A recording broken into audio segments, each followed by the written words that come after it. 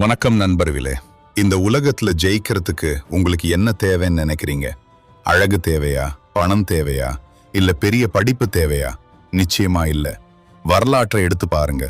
உலகத்தை ஆண்ட தலைவர்கள் யாரும் பெரிய அழகனா இருந்ததில்ல. ஏன், பல பேர் பெரிய பணக்காரனா கூட இருந்ததில்ல. ஆனா அவங்க கிட்ட ஒரு விஷயம் இருந்துச்சு. அதுதான் அவங்கள உச்சாணி கொம்புல ஏத்தி வச்சது. அது என்ன தெரியுமா? பேச்சு.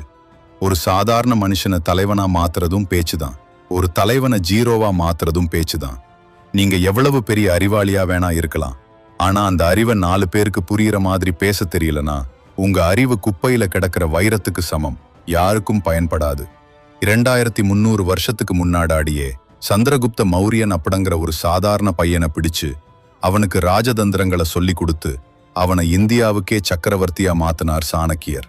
அவர் அவனுக்கு சொல்லி கொடுத்தது வெறும் வாள் சண்டை மட்டும் இல்ல, வார்த்தை சண்டை. சாணக்கியர் அர்த்த சாஸ்திரத்துல சொல்றாரு, உலகத்தை ஆள நினைப்பவன் முதலில் தன் நாவை ஆள வேண்டும். நாக்கு ஒரு சிறிய தசைதான், ஆனால் அது உருவாக்கும் தாக்கம் ஒரு பெரிய போரை விட வலிமையானது. இன்னைக்கு நம்ம பார்க்க போறது அந்த சாணக்கியர் சொன்ன பேசும் கலைக்கான 7 ரகசிய விதிகள். இதை நீங்க கத்துக்கிட்டீங்கன்னா உங்க ஆபீஸ்ல உங்க பாஸ் உங்களை மதிப்பாரு. உங்க வீட்ல உங்க வார்த்தைக்கு மரியாதை கிடைக்கும். ஒரு மேடையில ஏடுனா கைத்தட்டல் காது கிடியும். முக்கியமா நீங்க யார வேணா உங்க பக்கம் ஈர்க்கலாம். தயாராயிருங்க. இது வெறும் வீடியோ இல்ல, இது உங்களுக்கான பேச்சு பயிற்சி. வாங்க சாணக்கியரின் ராஜசபைக்குள் நுழைவோம். விதி 1, கேட்பதே பாதி பேச்சு. The art of listening. முதல் விதி, இதுதான் எல்லாத்துக்கும் அடிப்படை. சிறந்த பேச்சாளன் என்பவன் முதலில் சிறந்த கேட்பவன். நம்மள பல பேர் என்ன பண்றோம்னா, ஒருத்தர் பேசிக்கிட்டு இருக்கும் போதே இவர் எப்போ முடிப்பாரு, நம்ம கதையை சொல்லலாம் அப்படின்னு யோசிச்சுட்டே இருப்போம். இது மிகப்பெரிய தப்பு. சாணக்கியர் சொல்றாரு, எதிராளி என்ன சொல்கிறான் என்பதை கூர்ந்து கவனி. அவன் வார்த்தையில் இல்லை, அவன் மனதின் ஓட்டத்தில்தான் உண்மை இருக்கும். நீங்க ஒருத்தர்கிட்ட பேசும்போது அவங்க கண்ணை பார்த்து முழு கவனத்தோட கேளுங்க. நடுவுல குறுக்கிடாதீங்க. நீங்க அப்படி கேட்கும்போது அவங்க மனசுல ஒரு எண்ணம் வரும், பரவாயில்லையே நம்ம பேச்சை இவ்வளவு மதிச்சு கேட்கிறாரேன்னு. அந்த நிமிஷமே அவங்க உங்களை நம்ப ஆரம்பிச்சிருவாங்க. நீங்க பேசாமலேயே அவங்களை உங்க பக்கம் இழுக்கிற முதல் தந்திரம் இதுதான். அவங்க பேசி முடிச்சதும் அவங்க சொன்னதுல இருந்து ஒரு சின்ன பாயிண்டை எடுத்து பேசுங்க. நீங்க சொன்னது சரிதான் சார், ஆனா அப்படின்னு ஆரம்பிங்க. அப்போ அவங்க உங்க பேச்ச வேதவாக்கா கேட்பாங்க. சோ விதி எண் 1, வாய மூடுங்க, காதை திறங்க, எதிராளியின் மனச படிங்க, அப்புறம் உங்க வார்த்தையை விடுங்க. விதி 2, இனிமை எனும் ஆயுதம். ஸ்வீட்னஸ் இன் ஸ்பீச். இரண்டாவது விதி, இது ரொம்ப முக்கியம். இனிமை. சிலர் இருப்பாங்க, நான் எப்பவுமே உண்மையத்தான் பேசுவேன், மூஞ்சில் அடிச்ச மாதிரி பேசுவேன்னு பெருமையா சொல்வாங்க. ஆனா சாணக்கியர் என்ன சொல்றார் தெரியுமா? சத்தியம் பேசுவது தர்மம்தான், ஆனால் கசப்பான சத்தியத்தை இனிமையாக பேசுவதே ராஜதந்திரம். காட்டில் நேராக இருக்கும் மரங்கள் தான் முதலில் வெட்டப்படும், கோணலாக இருக்கும் மரங்கள் தப்பிக்கும். அதே போல அளவுக்கு மீறிய முரட்டுத்தனமான பேச்சு உங்களுக்கு எதிரிகளைத்தான் உருவாக்கும். கசப்பான மருந்தை குழந்தைங்க குடிக்க மாட்டாங்க, அதுல கொஞ்சம் தேன் கலந்து கொடுத்தா குடிப்பாங்க. அதே மாதிரிதான் உண்மையும். நீ செஞ்சது தப்புடா முட்டாள்னான்னு சொல்றதுக்கும், தம்பி நீ நல்லா முயற்சி பண்ணியிருக்க, ஆனா இந்த இடத்துல இப்படி செஞ்சிருந்தா இன்னும் சிறப்பா இருந்திருக்கும்னு சொல்றதுக்கும் வித்தியாசம் இருக்குல்ல? ரெண்டுமே ஒரே விஷயம்தான், ஆனா சொல்ற விதம் வேற. முதல் விதத்துல அவன் உங்க எதிரியா மாறுவான், இரண்டாவது விதத்துல அவன் உங்க விசிறியா மாறுவான். உங்க நாக்குல விஷம் வேணாம், தேன் இருக்கட்டும். அதுக்காக பொய் சொல்லல, உண்மையை பக்குவமா சொல்லுங்க. அதுதான் சாணக்கிய தந்திரம். விதி 3, இடத்தை அறிந்து பேசு. Context awareness. மூணாவது விதி, இதுதான் புத்திசாலித்தனம். இடம், பொருள், ஏவல். சாணக்கியர் சொல்றாரு, அறிவாளிகள் சபையில் அறிவாக பேசு, முட்டாள்கள் சபையில் அமைதியாக இரு. எல்லா இடத்துலயும் ஒரே மாதிரி பேசக்கூடாது. ஒரு கல்யாண வீட்டுக்கு போறீங்க, அங்க போய் சோக கதையை பேசக்கூடாது. ஒரு துக்க வீட்டுக்கு போறீங்க, அங்க போய் ஜோக் அடிக்க கூடாது.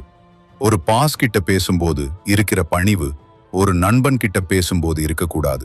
நம்மள பல பேர் பல்பு வாங்குறதுக்கு காரணமே இதுதான். சம்பந்தமே இல்லாத இடத்துல சம்பந்தமே இல்லாத விஷயத்த பேசுறது.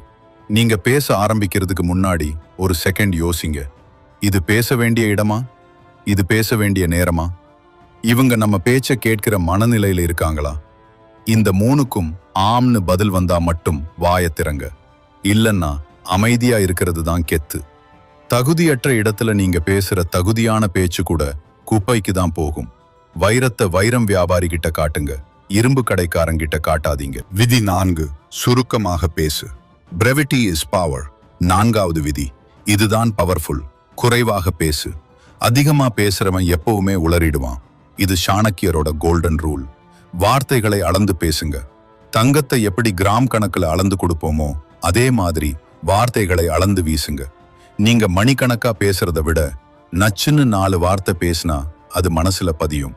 சாணக்கியர் சொல்றாரு, முட்டாள்கள் தான் அதிகம் பேசுவார்கள், அறிவாளிகள் மௌனத்தை ஆயுதமாக பயன்படுத்துவார்கள். தேவைக்கு அதிகமா ஒரு வார்த்தை கூட பேசாதீங்க. நீங்க பேசும்போது ஒவ்வொரு வார்த்தையும் ஒரு குண்டு மாதிரி இருக்கணும். அதுக்கு வெயிட் இருக்கணும். வளவளன்னு பேசுறவங்களை யாருக்கும் பிடிக்காது. எப்படா இவன் முடிப்பான்னு நினைப்பாங்க. ஆனா கம்மியா பேசுறவங்க வாயை திறக்கும் போது எல்லாரும் நிமிர்ந்து உட்காருவாங்க. இவர் என்ன சொல்ல போறாருன்னு ஆர்வமா பார்ப்பாங்க.